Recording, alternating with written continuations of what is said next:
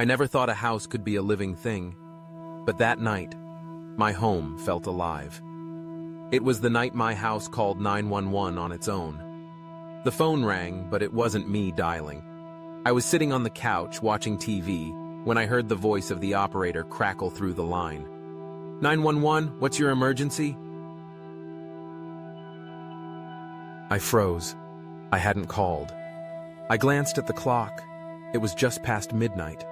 My heart raced as I realized I was alone in the house. The faint glow of the television flickered against the dark walls. I felt a chill creep up my spine.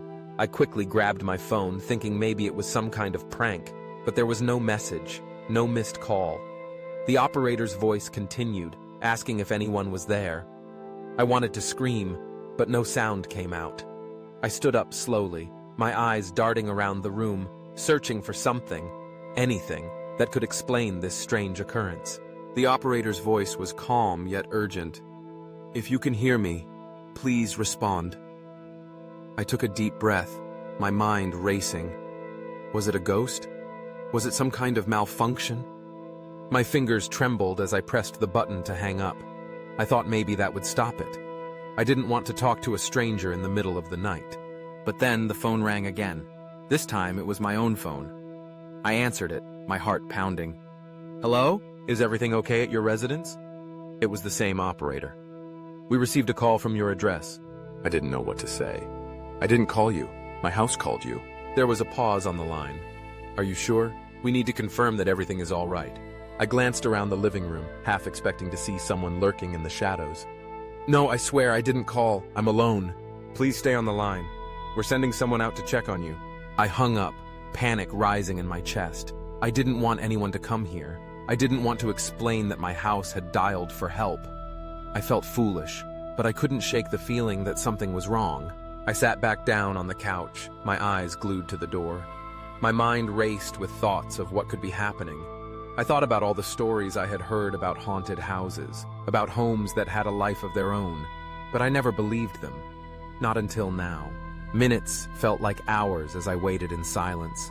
The only sound, the hum of the refrigerator and the occasional creak of the house settling. I tried to convince myself it was just a glitch, a simple mistake. But deep down, I knew something was off. Then I heard it, a knock at the door. My heart jumped. I approached the door slowly, peering through the peephole. 2 police officers stood outside, their faces serious. I opened the door a crack, my voice shaky. Can I help you? Ma'am, we received a 911 call from this address. Is everything all right? I hesitated, unsure of how to explain. I didn't call. My house called you. The officers exchanged glances, their expressions unreadable. Can we come in and check? I stepped aside, letting them in, feeling a mix of embarrassment and fear. They walked through the living room, their flashlights scanning the corners. We just need to make sure everything is safe, one of them said. I followed them, my heart still racing. I could hear them talking quietly, checking the rooms, looking for signs of trouble. I felt like I was in a nightmare, trapped in a situation that made no sense. After a few minutes, they returned to the living room. Everything seems fine here. Are you sure you didn't call us? I shook my head, feeling a lump in my throat. I promise I didn't. The officers nodded, but I could see the doubt in their eyes. If you hear anything else or feel unsafe, don't hesitate to call us back. I thanked them, watching as they left. The door closed behind them with a soft click, and I felt the weight of the world settle back onto my shoulders. I tried to shake off the fear, telling myself it was just a mistake. But as I sat back down on the couch, I couldn't shake the feeling that my house was watching me.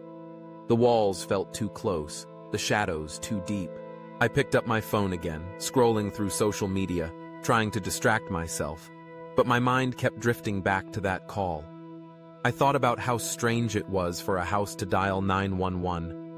I remembered reading stories online about other people who had experienced similar things. I had always thought they were just urban legends, but now I was living one. As the night dragged on, I felt more and more uneasy. I tried to sleep, but every creak and groan of the house kept me awake. I wrapped myself in a blanket, hoping it would shield me from whatever was lurking in the darkness. The next day, I called my neighbor, hoping to find some comfort. Hey, Have you ever heard of a house calling 911? Bye. There was a pause on the other end. What do you mean? I explained what happened and she laughed. You must have been dreaming. Houses don't call 911. I felt foolish, but I couldn't shake the feeling that something was wrong. That night, I decided to do some research. I sat at my kitchen table, typing into my laptop. I found stories about homes that had dialed emergency services without explanation.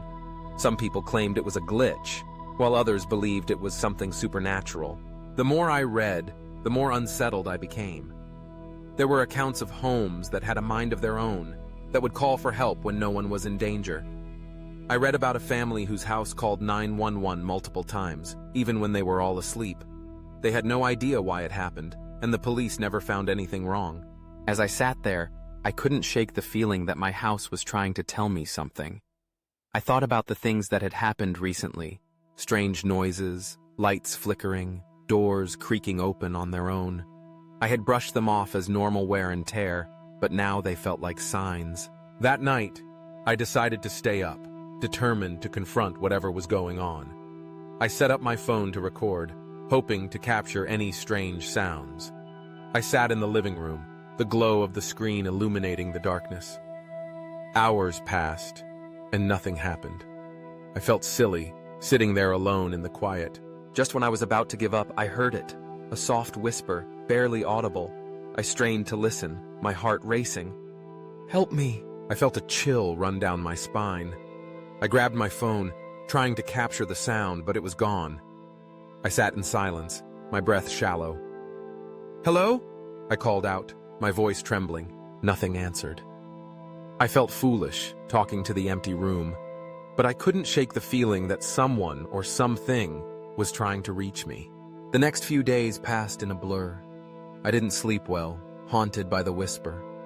I noticed more strange occurrences, the temperature dropping suddenly, shadows moving in the corners of my vision. I felt like I was being watched, like my house was alive and aware of me. I decided to reach out to a local paranormal group.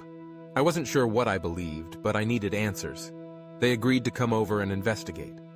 When they arrived, I felt a mix of hope and fear. They brought equipment, cameras, and sensors. As they set up, I explained everything that had happened. They listened intently, nodding as I spoke. We've heard stories like this before, one of them said. Sometimes, homes hold on to energy, memories of the past. I felt a shiver run through me. What do you mean? Some houses can become conduits for spirits. They may be trying to communicate. I didn't know what to think. I had always been skeptical of these things, but now I was desperate for answers. They began their investigation, moving through the house with their equipment. As the night wore on, I felt a sense of unease. The atmosphere shifted, and I could feel the energy in the room change. They set up a spirit box, a device designed to capture voices from the other side. Is anyone here with us? One of the investigators asked. Static crackled through the box, and then I heard it. A voice, faint but clear. Help me. My heart raced. I looked around, feeling a wave of fear wash over me. What does it want? I whispered. The team continued their investigation, asking questions and trying to make contact. The voice came through again, more urgent this time. Help me. I'm here. I felt tears welling up in my eyes. What do you need? I asked, my voice trembling. There was silence for a moment before the voice responded. Find me. The investigators exchanged glances, their expressions serious. This is unusual, one of them said. It seems like there's a presence here. As the night continued, they gathered evidence and tried to make sense of what was happening. I felt a mix of fear and sadness. What was this spirit trying to tell me? Eventually they left, promising to review the evidence and get back to me. I was left alone with my thoughts, the weight of the night pressing down on me. I felt like I was on the brink of something, but I didn't know what. Days turned into weeks, and I waited for their call. I replayed the recordings they had made, listening to the voice over and over. Help me. Find me. Finally, I heard back from the group. They had reviewed the evidence and wanted to meet. My stomach twisted with anxiety as I drove to their office. When I arrived, they greeted me with serious expressions. We found something, one of them said. "The voice you captured was from a woman who lived in your house many years ago. She died under mysterious circumstances." I felt a chill run down my spine. What happened to her? She was never found. Her family believed she had run away, but we think something more sinister happened. I sat in shock, trying to process the information. What do I do? We recommend doing a cleansing of the space. It may help release her energy and allow her to move on. I agreed, desperate to bring peace to my home. They guided me through the process, teaching me how to cleanse the space and invite positive energy.